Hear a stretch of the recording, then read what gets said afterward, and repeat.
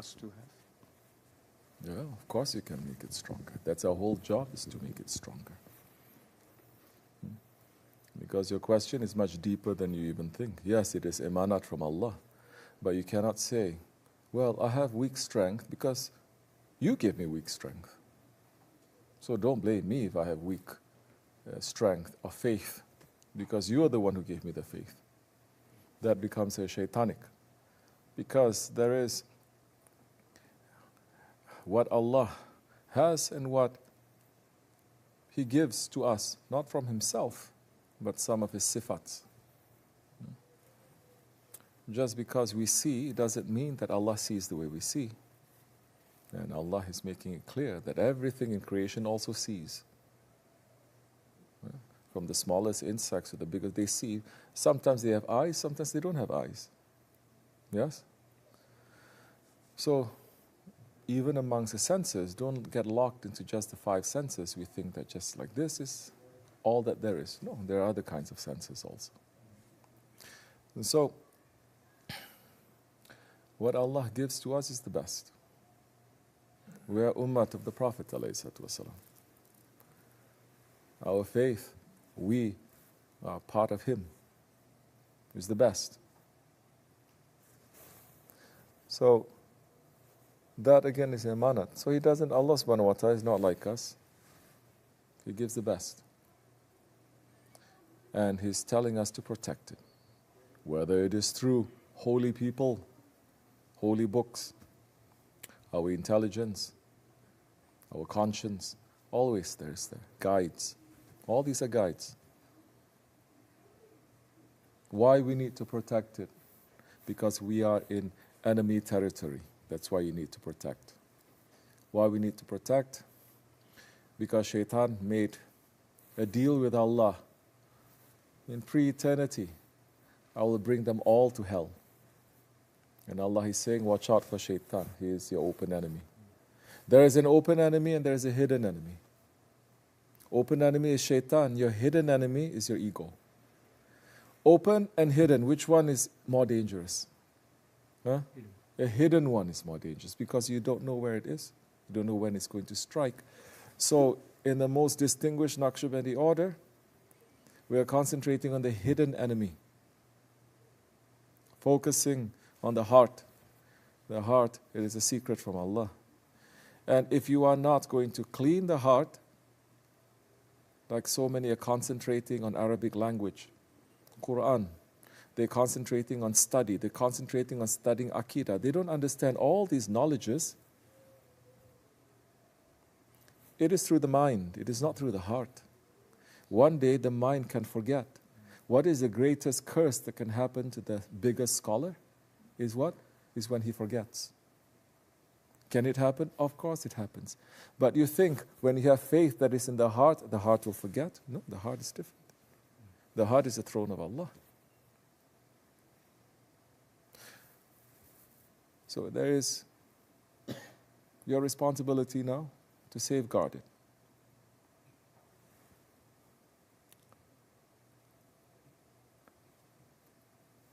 Your shahadat, save it, protect it. With your salah, you just have shahadat, you don't have your salah. Your shahadat is very weak, it's always under attack. You have your salah, you pray, but you don't fast. Your prayer will get very weak. Prayer is nothing. You're fasting. But so easy to go without food and water, but so difficult for man now to say, I earn, I have it, why I have to give it to others? Why I have to give tax? Now, for a believer to even say why I have to give tax is denying that Allah is Razak. Allah is the one who gives you everything. You are not the one earning. This is not your right. Allah is the one who gives.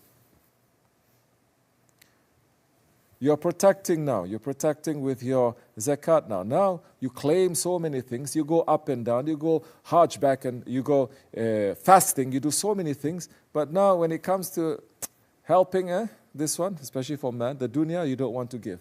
You give. Now you give. Now you have everything now.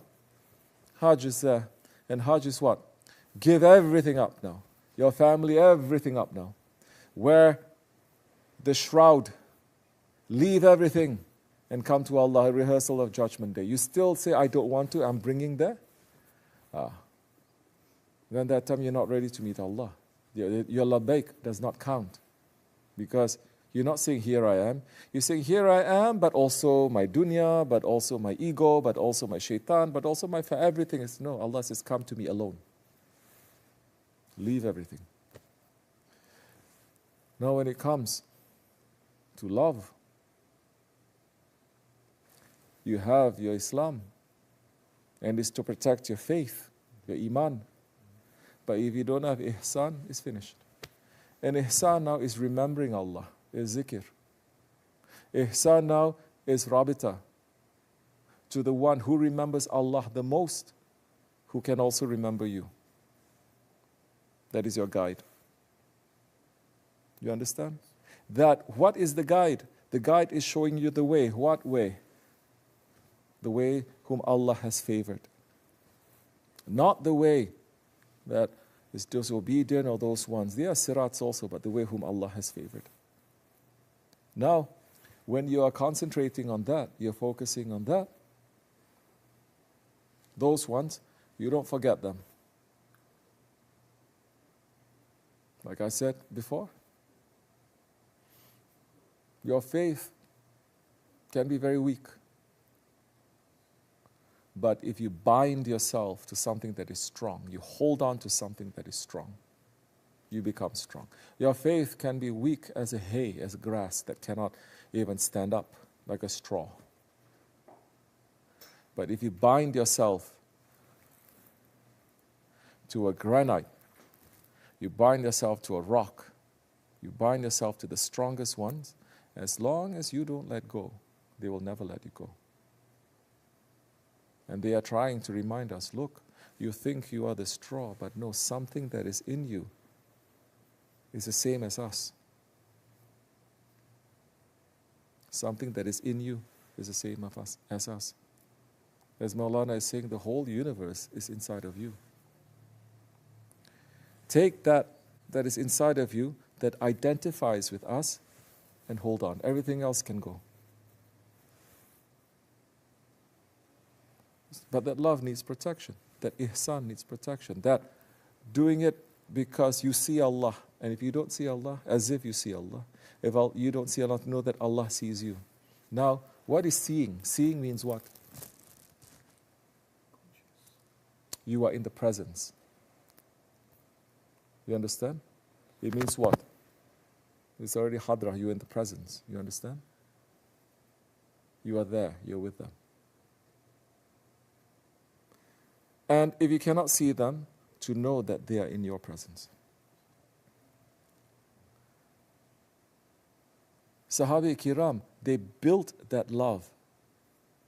They didn't just take it and run, or take it and sit, and take it and they were busy with their families. No. They had that love, and every day they were building it. They were teaching that love to their wives, to their children. And they want that love to increase every day. Yes, what have you done for Allah's sake today? What have you done for the sake of your Prophet? How did you build that love? Then what have you done today to increase the bond that you have with those ones, with our share? You understand? You have to protect it. And when you protect it, you're always protecting it, and you're always defending it. Defend it. Don't take it for granted. Don't be lazy. Because shaitan will always attack. Because shaitan swore in front of Allah, I will bring them to hell. If you understand the danger of that, you wish you have 1,000 eyes to see. You understand the danger of that. If you understand the danger that there are thousands of enemies right outside, when you are going to be very, very careful. If it's not necessary, you're not going to go outside. You're going to protect yourself. You're going to ask for the biggest help, always. You're never going to forget your enemy. Sahabi Kiram, every day, every year, they increase the love And when they say, may my life be sacrificed for you, it is a reality. They have sacrificed it. When they say, may my father and mother be, they have sacrificed their mother and their father. When they say, may my children, they have. And they've seen others doing it, and they are doing it. It's not words. Now we have the representatives of the prophets there. We are so spoiled in this Akhir Zaman. A little bit they touch us, we say, how dare you. A little bit they test us, they're not testing us. We give. But not to, it's too hot. You give me this, but it's too hot. In reality, it's too cold. This is just right. And then they break it. You understand? We become like that. Whatever happened to all the sohbat you're saying? Follow, obey. Akhir Zaman, black is white and white. What happened? All of that you understand when it's not touching you. Once it starts touching you, once you start to have to test it, everybody fails. Should not be. Because Dajjal is going to do that and more to you. He's going to offer everything now to you. What you going to do? Build that love. People have different ways of building that love. People have different ways of showing that love, yes? It's up to you. But don't leave it alone. And don't transfer that love. And once you start finding, of course, Allah has put it in our hearts to love. Ask.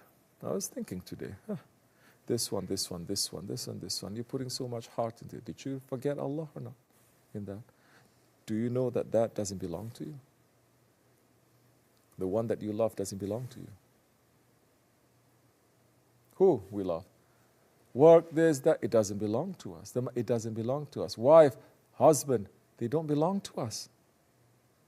We are not their creator. It doesn't belong to us. Your children, you didn't create it. Your seed is there, but Allah is the one who created it. Doesn't belong to us. So love them, but don't go passing the limits and don't replace that love, and be thankful. And when you realize your weakness, today I forget. Today I'm loving this more than my Lord, more than my Prophet. Say astaghfirullah. The thing is to remember and to catch yourself. This is how you clean house every day. You understand? You clean, take out all the trash, you take out all the vermin. You don't just assume I have a house now and you're just going to live there and then I'm going to do other things. No, you just check.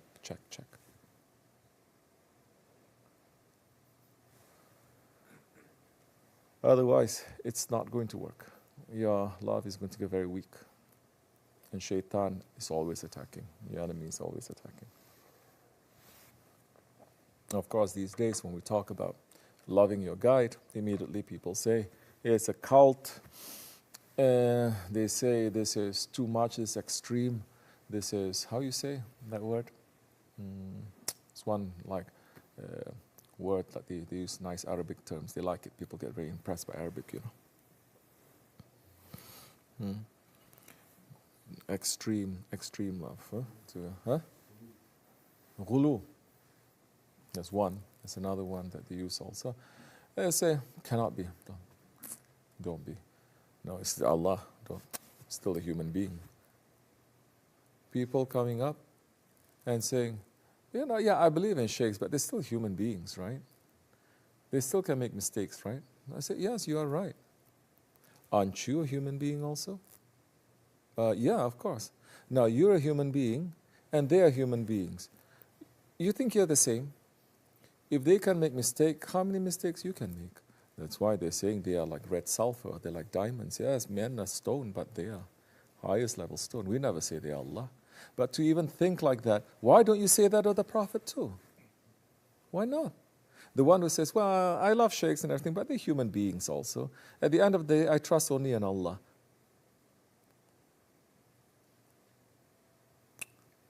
Why don't you say that to the Prophet too? Why no Sahabi has said that to the Prophet? You know what? I believe in Allah. Thank you, mashallah. Allah razı olsun for giving us shahadat. But you are a human being. You can make mistakes, so I trust only in Allah. Any Sahabi said, any Tabi'in say that. Any Tabi'in say, no. But Akhir Zaman, everyone becomes so smart.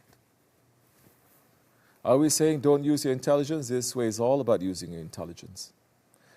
Don't be lazy. Think, ask, talk, analyze, understand.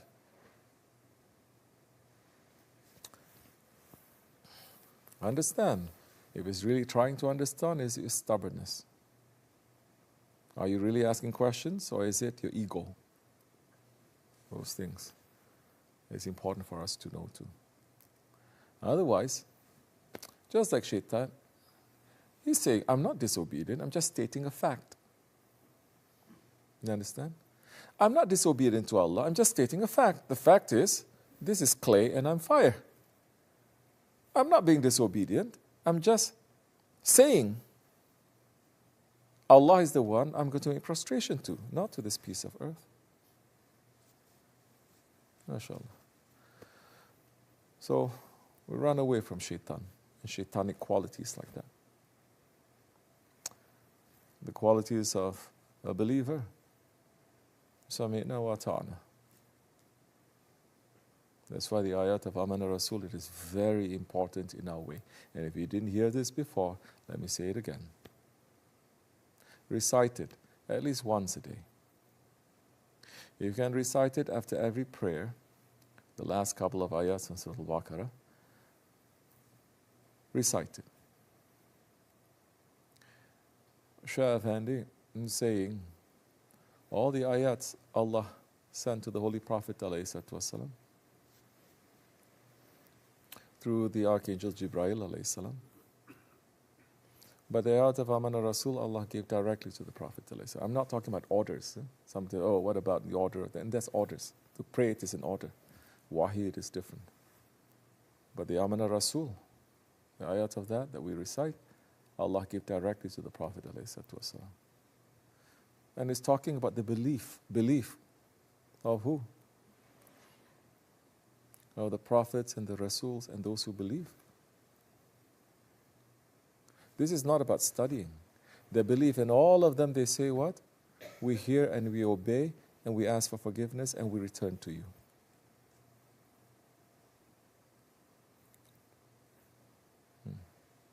So many people say, let me study first and then I will obey. Let me look over it first. Let me think about it first. And then I'm going to obey. You think with that kind of arrogance, ever you're going to say, forgive me and please accept me? Never. That time you're saying, you are you and I am me. It is.